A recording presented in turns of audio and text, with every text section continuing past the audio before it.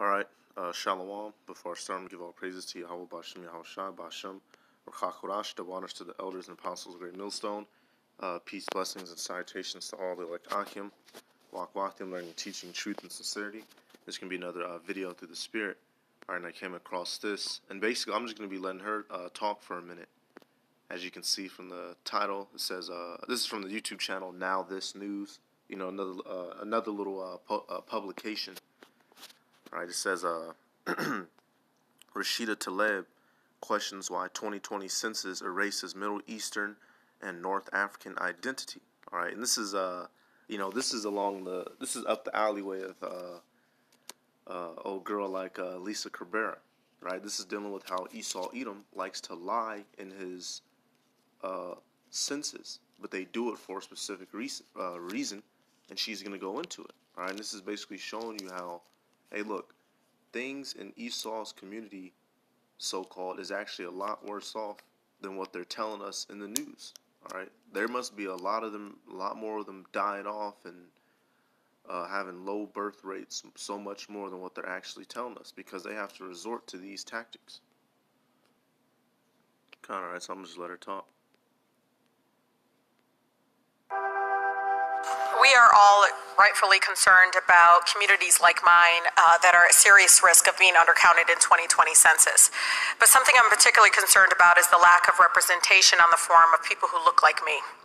Starting in 2015, a research effort spanned years under the previous administration, led by the Office of Management and Budget, by community organizations like Access and the Arab American Institute and many others, which pushed to add the new category to the 2020 survey called Middle Eastern North African, or what we call MENA.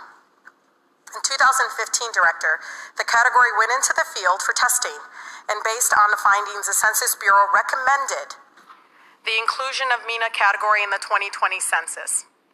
Despite these findings, however, the Census Bureau announced under the current administration that MENA category would not be included in the census.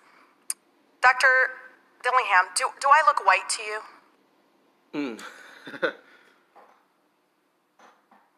So basically, what she's saying is how, and I'm not sure what state this is in, but she's saying how the Middle Easterns and the North, so-called North Africans, on the census, they would have their own option to fill out. But now Esau Edom is erasing that option, and they're just attributing it under so-called white or European.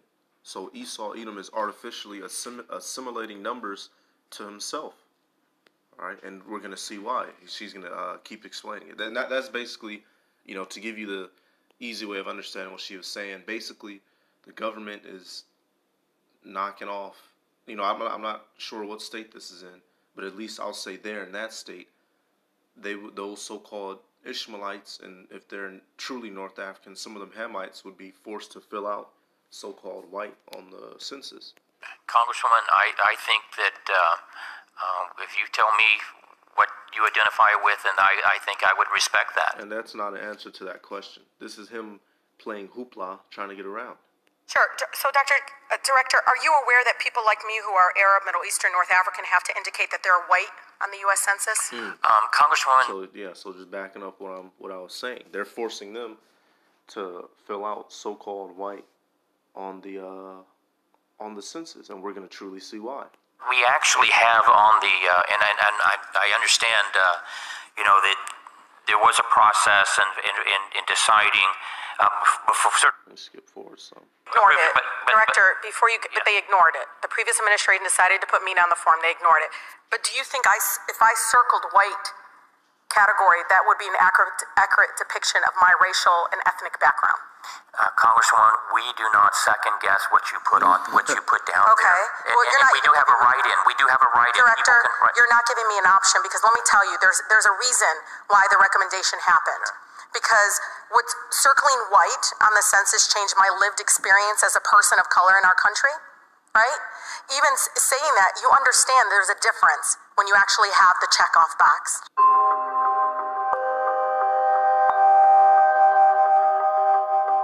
Right here, so it says census data helps allocate more than $675 billion of federal funding to states and communities each year.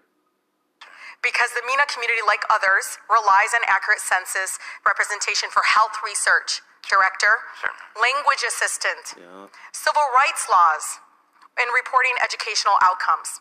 In addition, it would help address things like crime reporting, Director, helping minority business owners get loans, and drawing congressional and state legislative boundaries. So that's the main reason right there. And I'm going to get some scriptures in a minute, but basically, if Esau is forcing everyone to just fill out white on their census, then that's where all the resources are going. That's why this is such a major deal, right? Because if you have everyone filling out white on the box of your nationality, then what? That's where all the school money is going to go to. All right, so only the neighborhoods with the so-called whites they're going to get all the school money. They're going to get all the benefits. That's where all the resources are going to go. That's why Esau Edom is making people forcibly fill that out on their under their nationality, because once again they're the devil and they're just taking everything from everybody. All right, so let me get this, and now it's being put out in the forefront, and that's why he didn't want to directly answer any of her questions, because he knew what he was doing, and he knew what that whole census group was doing. All right, let me see. Habakkuk 2:16. It says, "Thou art filled with shame for glory. Drink thou also, and let thy foreskin be uncovered. The cup of the Lord's right hand shall be turned unto thee, and the shameful spewing shall be on thy glory." And that's what's happening to Esau Edom. All right, we're all becoming aware of his tricks and of his games. He can't even just be honest and say that he hates us outright. He wants us to be slaves. He has to play little tricks and little games. All right, and if she's actually an Ishmaelite, then according to the scriptures, they're considered wild. So that's why she was up there on the stand clowning. She said, "Do I look white to you, Mister?" I forget what the hell his name was. She was up there clowning on him in front of everybody, and it wasn't everyone knew that they were wrong. That's why there wasn't any clapping, there wasn't any cheering, because she was what's the word I'm looking for? She was exposing something that's well known in the hierarchy of government that isn't spoken about. All right, and let me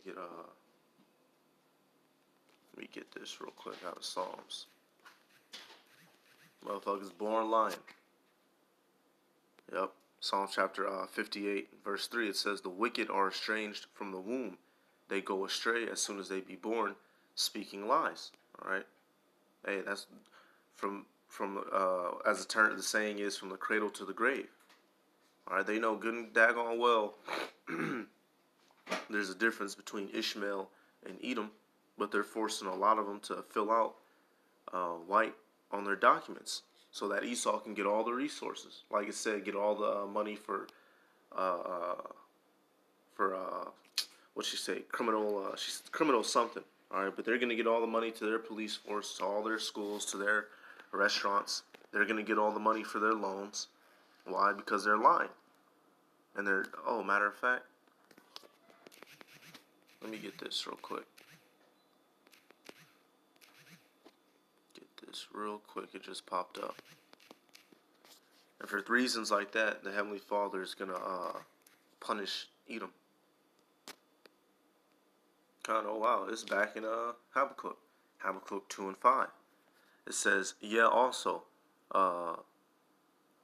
Says, "Yeah, also, because he transgresseth by wine. He is a proud man, neither keepeth at home, who enlargeth his desire as hell, and is as death." All right, these devils cannot be satisfied. All right, literally.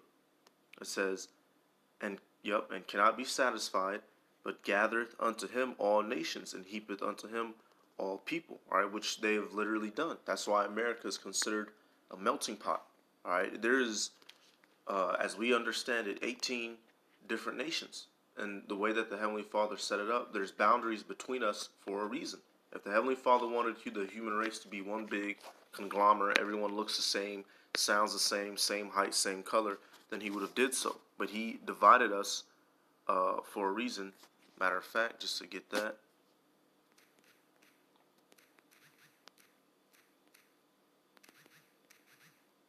Get this real quick. The Heavenly Father divided us for a reason. So Esau, Edom trying to mix and match and move everything around, that's wickedness. Honestly, that's them playing and saying that they are the Heavenly Father, which is just another reason why they're going to go down. All right. Deuteronomy 32:8. It says, when the Most High divided to the nations their inheritance, when he separated the sons of Adam, he set the bounds of the people according to the number of the children of Israel.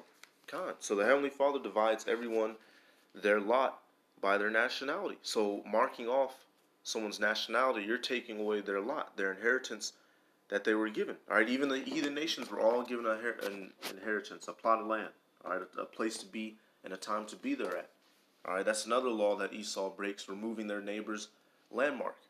And this, that's kind of the spirit now, because yesterday, I believe it was a live stream, but the elder apostle Ramab, he did the video, was it seeds, bloodlines, and fathers, I believe, dealing with how the situation you had some women of the tribe of Manasseh, a man never had a son, and all he had was daughters, and the daughters complained because if they had got married to men of other tribes, then the inheritance that belonged to their father would have been given unto another tribe. All right, so if the Heavenly Father wanted us being mixed and matched and doing this, and he would have said so. But it's not supposed to be that way for a reason. There's supposed to be division. There's supposed to be lines between us, and that's just how it is. And it's just one more tab against Esau, one more strike that he has going against him. All right. So with that, I'm gonna give all praises to Yahweh Bashem, Yahweh Shai, Bahashem, Chakorash, honors to the elders and apostles of Great Millstone. Peace, blessings, and salutations to all the elect Achim. Walk, learning, teaching, and truth and sincerity. I'm gonna say Shalom.